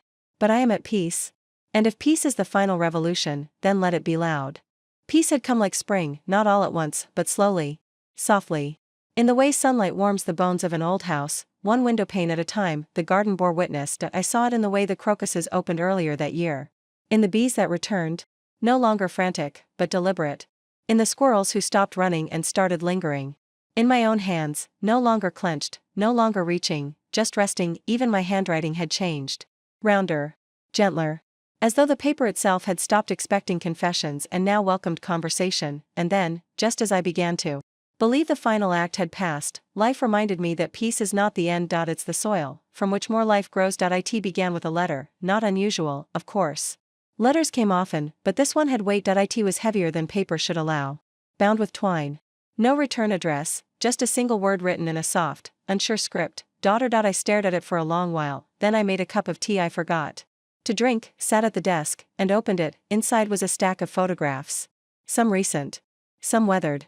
All of the same woman, dark curls, sharp eyes, mouth that seemed always half preparing a truth, and a note. Dear Marybelle, my name is Claire, you don't know me. But I know who you are. You knew my mother. Her name was Lillian, she died last spring. In her things, I found a journal. Inside it, a passage: if anything ever happens to me, and the world feels too cruel, find the woman who once called me brilliant when I felt broken. Find Marybelle, so I am. I don't know what I'm asking for, maybe just to understand her, maybe just to hear about the woman she was before she became my mother, maybe just to not feel so alone. Thank you for reading this, with hope, Claire. I sat back, the letter trembling in my hands. Lillian. She'd been in my writing circle 30 years ago. Came once a month, always with poetry that smelled like rain. We lost touch when she moved. I'd thought of her often. Always wondered where her words had wandered, and now, her daughter, looking for pieces. I didn't wait. That night, I wrote back. A simple note at first: Dear Claire, your mother was a storm wrapped in silk. And I would be honored to tell you about her. Come when you're ready, there is tea. And stories. And space. Love, Marybelle. She arrived 3 weeks later, tall, thin, anxious in her steps. Her eyes mirrored Lillian's, but without the sharpness, only a searching. We sat in the garden. I showed her photos. Read her poems Lillian had once left in the archive's early boxes. I told her about the time Lillian wrote an entire sonnet. About the scent of library dust, or the day she stood in the center of our circle and said, maybe healing isn't fixing. Maybe it's naming the wound and choosing to walk anyway. Claire wept, but quietly, and then she smiled, and said, I didn't know any of that. To which I replied, she left you seeds. We just had to find them. Claire kept coming back. At first, weekly, then more often. She began volunteering at the sanctuary. Then leading sessions. One day, she asked, would it be alright if I helped curate a collection? For daughters. For those looking backward, trying to understand forward. I said yes. I always said yes to that kind of becoming. She called it the tether. A shelf of letters, essays, drawings, and quiet reckonings, some from mothers, some from children, some from both. Never knowing the other had written. It became one of our most visited wings. Around that time, my knees began to argue with me. Nothing dramatic. Just a gentle protest each morning. A reminder that I was more stone than flame now. I moved slower, fell asleep earlier, woke up softer, and yet, life didn't stop knocking. It asked one more thing of me. One afternoon, I received a call from a man named Elliot. Soft-spoken. Careful. With words. He said he was a publisher. He'd read my name in the credits of a contributor's memoir. Followed the breadcrumbs. Found the archive. Found me, and then, the question, have you ever considered writing a book? I laughed, because hadn't I already written thousands, but he meant something else. A collection. My voice. My story, the thread that ran through all the others. At first, I said no, then, I said maybe, and then, one night, as the wind curled like a lullaby around the window panes, I whispered yes into the dark. It felt like acceptance, like handing the pen to the version of me who had once crouched on the bathroom floor after a long day, wondering if anyone would ever call her important, and saying, here. Right. They're listening now. They were listening now. That thought accompanied me like a ghost. A warm one. A reminder that somehow, through grief and grit and late-bloomed hope, my voice had not only found its way into the world, it had been invited to stay. Elliot and I began with conversations. Just long calls. Sometimes over Zoom. Sometimes letters. He didn't rush. He didn't prod. He asked questions like a gardener, not tugging at roots, just watering soil. He asked things no one had ever asked me before. What's the first story you ever told yourself? What silence felt the heaviest? What would you say to the girl you were at 25? I didn't always have answers. But the questions lingered. They followed me through hallways, into tea shops, onto trains. They seeped into my journal, into my breath, and one day, I began. I titled it simply, Weight and Wings. The story of becoming seen. The pages came in floods, stories I'd forgotten, moments I'd buried, not just the hurt, but the hilarity. The absurd. The glorious tiny rebellions, the time I wore bright orange heels to Gerald's deeply conservative family reunion and pretended not to notice the whispers, the time I wrote, "You can't silence fire," in red lipstick on the mirror of my boss's office after he told me to smile more. The time I stood in the rain, holding a sign for a protest I didn't entirely understand, but knew was right. I wrote about the smallness, and how even small women grow dangerous when they start believing they matter. Meanwhile, life moved. The archive hosted its first retreat. 40 people. 3 days. No phones. Just stories. Claire helped coordinate it. Harriet painted 3 canvases for the main room. Freya taught a session on how to speak without trembling. Connor and Mina came for the final day.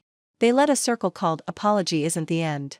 I watched from the back row, hands folded, eyes wide. A young woman with a shaved head stood and said, "I don't want to be brave. I just want to be heard." And everyone clapped. Not to cheer, but to agree. That night, as we cleaned up, Claire said, "We should do this every year." I didn't reply. Just smiled, because we would. I could feel it. The rhythm of something enduring. The book finished in spring. 300 pages. Of defiance. Of softness. Of rebirth. Elliot cried when he read it. Or so he said. Over the phone, he confessed, "I got to chapter 16 and had to stop to call my mother." I told him. That was the best review I could have hoped for. The publisher launched it quietly. No billboard. No interviews, just a release. A ripple, but ripples spread, and within weeks, emails came in, from women, from men, from elders who thought they'd missed their window, from teenagers who read excerpts to their skeptical fathers, from a pastor who quoted it in a sermon on listening, from a woman in prison who wrote, "I didn't know a voice could break walls until yours did." I made a shelf in my room for those letters, labeled it "Proof," because sometimes we need it, not for others, for ourselves. To remember the echo our truth can make. The archive received a grant that summer, enough to rebuild the West Wing, which had long since been too small for the stories pouring in. We debated what to name the new wing. Suggestions flew: the blooming room, the loud library, the shelter. Eventually, someone suggested the Marybelle Room. I protested. They overruled me. Connor said, "It's not about ego. It's about anchoring. You were the start." And I finally said yes. Because refusing love is just another way of staying hidden. I started teaching again, not formally. Not in classrooms. In gardens. On porches. During long walks. Claire called them breadcrumb sessions. I'd leave a note in the archive. 10 a.m. Tuesday. Bring a question. Bring tea. And a few would come, always the right ones. We'd sit and talk. About truth. About forgiveness. About what it means to be whole in a world that prefers you fractured. One woman brought her daughter. She asked, "How do you teach someone not to hate their softness?" And I said, "You show them how it holds you in the dark." I turned 73 that year. They threw me a party at the sanctuary. Everyone brought a dish. Harriet baked a lopsided cake. Freya sang. Connor made a video montage that made me weep. Claire gave a toast that included the line, "She showed us that fire doesn't always roar. Sometimes, it hums." I went home with flowers, with letters, with arms sore from hugging, but most of all, I went home full. Not the kind of full that makes you want to rest, the kind that makes you want to keep walking. Keep passing the torch, keep whispering to the ones just starting, "You're not too late." And one quiet morning, as the garden yawned into bloom, I received a letter addressed simply to the woman who reminded me I wasn't a ghost. Inside was a single line, "I spoke today. I thought you should know." I folded it gently, placed it on the shelf, under proof. "You're not too late." That phrase had become my unofficial mantra. I said it often. To others. To myself. To the mirror on days my bones argued more than usual, or when silence hung too heavy in the corners of the house. But by 74, I no longer feared the quiet. I'd learned to make peace with its company. To know the difference between absence and stillness.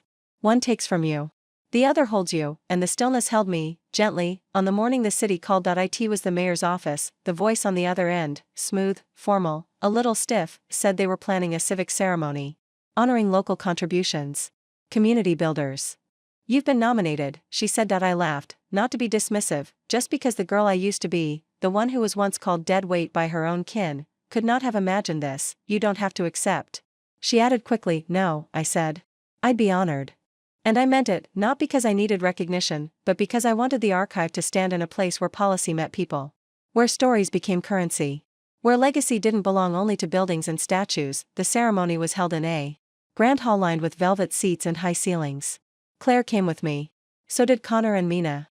Freya wore a red jumpsuit that made her look like a flame.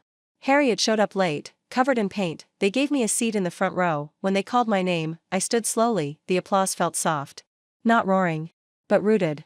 Like it belonged to me. I didn't give a speech, they hadn't asked for one. But I'd written something, just in case. And afterward, in the quiet of my bedroom, I read it to the night air. To be seen is not a reward. It is a return. A return to the self before silence. A return to the voice that first whispered, more is possible. I accept this not for who I am, but for who I refuse to stop becoming. That summer, the sanctuary reached capacity, literally. We had stories bursting from our shelves. Letters stuffed in every drawer. People waiting in line just to sit in the garden, hoping to feel some of the warmth they'd only heard about. We needed more space. I called a meeting, Freya joked, the revolution has a wait list. But we all knew it was time. So we decided to open a second sanctuary, not a branch. A twin, same spirit. New soil. We scouted locations. Argued gently over architecture. Debated what the walls should say, what the garden should hold. In the end, we found a small, sunlit former post office in Brighton. It had good bones. A courtyard. And the ghosts felt kind. Claire moved there to help build it. Freya split her time between both sites. Connor stayed local, but visited often. I went down once a month. Touched the walls. Planted time in the courtyard, watched it rise. Around the same time, I started receiving invitations from schools. They wanted me to speak. To read. To guide students through the art of narrative healing. I hesitated, not because I couldn't, but because part of me wondered, what could I offer them that hadn't already been shouted from the internet rooftops? Then I remembered something. Gerald once told me, truth sounds different when it comes from someone who survived it. So I said yes. The first visit was to a university in London. The room was packed, most of them younger than any of my shoes. I stood at the front and asked, how many of you have ever apologized for crying? Every hand went up. I nodded. Then today, we're going to talk about what it means to cry and still be worthy. By the end of the session, there were no dry eyes. Including mine. I kept going back. To colleges. To community centers. To prisons. I spoke with addicts, teachers, parents, parolees. I told them the story not of a woman who triumphed, but of one who persisted. I said things like, you're not broken, you're blooming. And shame only grows in the dark. Drag it into the light. And you don't owe anyone your silence. One man in recovery told me, I thought I was too late. Then you walked in with hair like starlight and said no, I wasn't. I hugged him. Told him I'd wait for his story in the mail. 2 weeks later, it arrived, typed on napkins, brilliant, raw, proof. I wasn't tired yet, surprisingly. If anything, I felt lit from within, like a candle that had learned it could light other wicks without losing its flame. One afternoon, Claire found me in the original sanctuary garden. She sat beside me, a quiet urgency in her eyes. What is it? I asked. She handed me a folder. Inside were plans. An idea. A third sanctuary. In Glasgow, bigger, with rooms for residencies. A publishing wing. Art therapy studios, and a central gallery for traveling exhibits, curated by survivors, designed to invite empathy, not pity. It's ambitious, she said. Good, I replied. Dreams should be. She paused. Would you be its patron? I smiled. I thought I already was. We broke ground that fall. 300 volunteers came, some had never held a hammer before. Didn't matter, everyone helped. The cornerstone we laid had no date, just a sentence. We listened, and it mattered. The cornerstone we laid had no date, just a sentence. We listened, and it mattered. Even now, that line lives in my mouth like a hymn. Some people say legacy is what you leave behind. I disagree. Legacy is what grows while you're still breathing. It's the letters written, the shoulders offered, the hands that reach for more even when they've carried so much, and I had carried so much. I knew it one morning when I tried to lift a box of old journals and felt the full resistance of my own body push back. Not pain, exactly, not even age, just gravity, the gentle reminder that I, too, was made of earth. I began to slow down after that, not stop. Never that, but I shifted, delegated. Claire took over the bulk of the speaking engagements. Freya handled archive operations. Harriet oversaw all artistic programming. Connor, bless him, managed to get funding for a digital wing. We laughed when he explained it. It's for the ones who live online, who've never written a letter but can bear their soul on a screen. And I agreed. Because healing doesn't require parchment. Only truth. Still, I stayed close, walked the gardens daily, read the new stories before they were shelved, welcomed guests from faraway cities who'd come just to sit where it began. Some cried, some sat in silence. One woman knelt in front of the very first bench and whispered, I didn't know I needed this. And I whispered back, neither did I, once. Then came the invitation, not to speak, not to build, but to rest. It was Claire's doing, of course. She stood in front of me, arms crossed, expression stubborn. We've booked you a month's stay. In the Highlands. A cabin. No Wi-Fi. No obligations. Just you. And the sky. I started to protest, but then she pulled out the clincher, a note, written in Connor's handwriting, go. I've got everything covered. Besides, I think you've earned the right to listen to your own quiet. I folded, because sometimes love looks like being told to sit down. The cabin was small. Wooden. Tucked between ancient trees. I arrived with a suitcase, a stack of books, and zero expectations. The first few days, I paced, listened, waited for something to do, but eventually, the rhythm found me. Birdsong in the morning, tea on the porch. A notebook always nearby. I wrote for myself. Only myself, thoughts. Fragments. Sentences that bloomed and then withered on the page, leaving only scent. One afternoon, a fox appeared, red. Watchful. It stood just beyond the treeline, as if considering me. I raised my mug to it. It blinked once. Then disappeared, but I felt chosen. The air in the highlands had a softness I hadn't felt since childhood, like everything around me was exhaling. One morning, I awoke before dawn. The sky was bruised lavender. I wrapped myself in a shawl and walked barefoot through the dew, and for the first time in years, I spoke aloud to the wind, thank you. No one replied, but the trees swayed, and it was enough. I returned a little quieter. A little slower, but more alive than I'd been in months. Freya noticed first, she said, your silence hums now. Connor just hugged me. Claire handed me a notebook titled Sanctuary 3, Dreams. We all knew what it meant, because legacy grows in cycles, and our work was not done. That winter, I began to draft my will, not because anything was wrong, but because everything was finally right. I wanted to choose. To bless. To gift. I wrote it in longhand. 5 pages, not just of instructions, but stories. To Claire.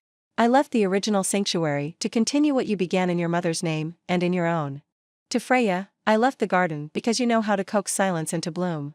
To Connor, I left the archive's digital wing and all my journals. Even the angry ones. Especially those.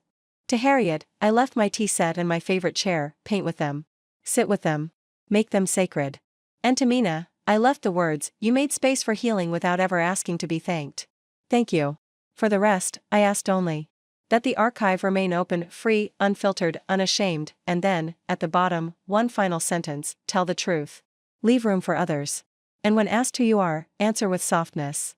The thing about writing your own will is that it makes you feel less like you're dying, and more like you're finally planting something. I folded those 5 pages into an envelope and placed them in the archive's vault. Labeled simply, in case of absence. And then, I went back to living. I turned 75 in March. The sanctuary was in full bloom. Lavender climbed the southern wall. Birds nested in the corners of the eaves. And someone had painted a new sign, the story isn't over. I walked every morning, cane in hand, but stride still steady. Every now and then, someone would stop me and ask for a photo. I always said yes, even if my hair was a mess or my eyes tired.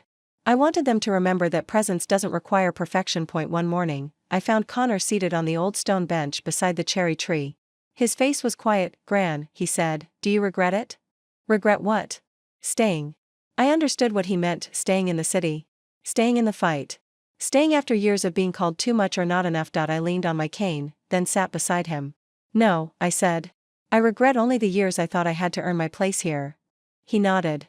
Then pulled a letter from his coat pocket. Someone sent this to the archive, he said, but it was meant for you. I took it.no return address. Inside, a single line, because you stayed, I stayed. No signature, just that, just enough. That year, something unexpected happened. My grandson, yes, the very same who once made a TikTok calling me dead weight, made another video. This time, he was older. Not just in face, but in spirit. He sat in his car, the camera on his lap. No music. No flashy cuts. Just him. He said, when I was 21, I made a video mocking my grandmother. It went viral. People laughed.